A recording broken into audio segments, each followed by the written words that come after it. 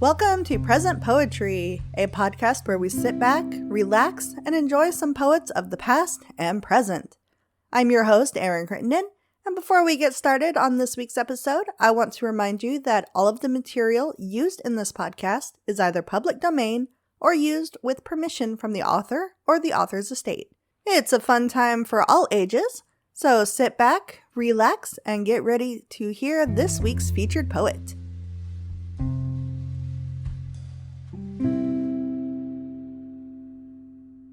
This week's featured poet is Jenean McBrearty. Jenean McBrearty is a graduate of San Diego State University who taught Political Science and Sociology and received her Master's of Fine Arts from Eastern Kentucky University in 2021. Since 2006, her fiction, poetry, book reviews, and photographs have been published in over 265 print and online journals. She won the EKU Award for Graduate Creative Nonfiction in 2011 for her creative nonfiction, Mexicali Mamas, and a Silver Pen Award in 2015 for her noir short story, Red's Not Your Color. Her how-to book, Writing Beyond the Self, How to Write Creative Nonfiction That Gets Published, was published in 2018 and is now available on Amazon. We are reading a few of her poems, which she submitted to us through the form at presentpoetry.com.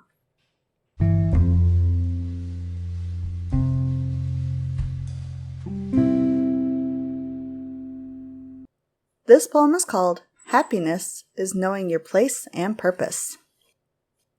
I am a witness to what is. Without me there is no one to appreciate creation, for a rock does not admire the mountain, nor does the stream dream of the ocean. The dying leaf kisses the tree goodbye, but cannot proclaim the majesty of the oak. The sequoia has no eyes to see itself grow tall. But I admire the silkworm's thread, the bowl of cotton on the stalk, the strength of flax, and weave my cloth of many colors in homage to mountains, oceans, and trees.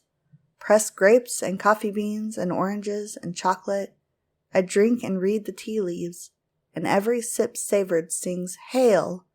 Hail to vibrant genes stuffed inside my genes. My every breath is needed to toast the glory of being, of gratitude for the next that keeps me living.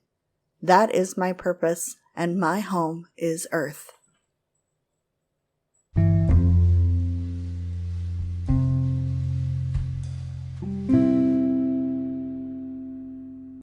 This poem is called Relocation.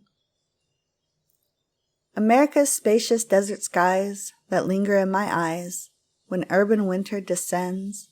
I lament the terminus of my wanderlust is a green palette instead of rust, and verdant hills that roll instead of red rocks that jut from barren landscapes. You'd be happier in a trailer on the valley slabs, my son said, and he spoke the truth about the place where Okies and Arkies encamped near the Salton Sea. I long to be warm, hear God's voice in the silence. What need have I of others who don't share my love of a world without fences and freeways?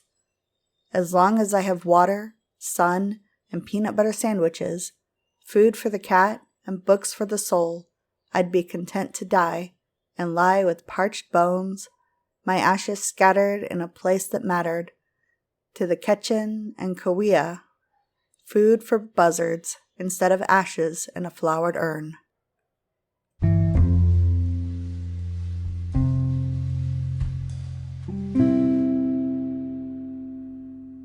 This poem is called Last Dance.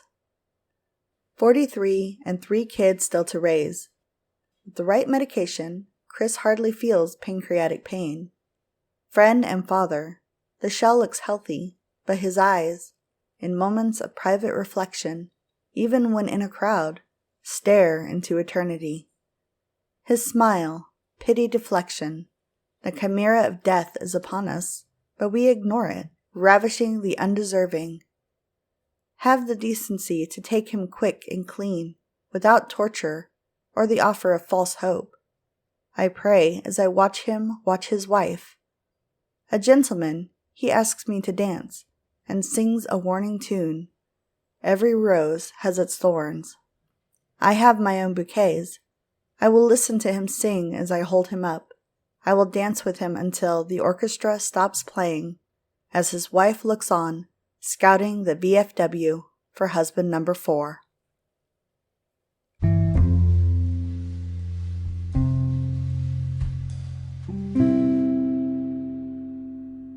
This poem is called Observation at a State Office. Soldiers have a motto, no comrade left behind. But who rescues a street battle vet from an asphalt no man's land?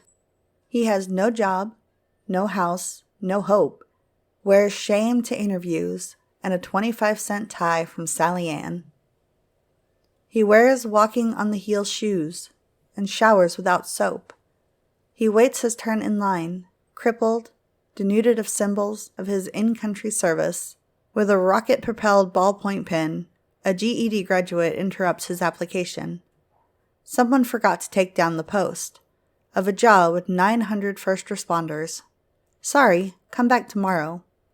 He saves his lunch dollar for a Hershey bar to divide equally between his kids, because he wants to raise them right, and chocolate is sweeter than valor.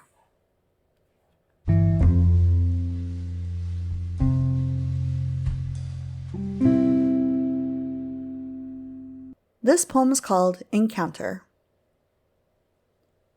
Death's sneering, snarling face looks down from the seat of an old John Deere, with a wide blade of blood-stained steel, mowing down the millions from obstetric wards to hospices. He reaps the souls of those surprised or waiting, some hysterical with fear, some resigned, holding fast to their Bibles. Good books they call them, but are they? How can that be when no magical hand reaches down from heaven to save them mongst their bleeding pleas for mercy? Fool, get off your knees, death orders, but few obey. Except the warriors, swords in hand, they jump as the blade swings wide, mount the killing machine, and challenges the thresher to a duel of redemption and reprieve. Dylan Thomas echoing in their ears, they declare, I will not go gently or willingly leave my love behind. Then suddenly, transported to a loved one, racked with pain and hurting, begs death to hurry, to be kind.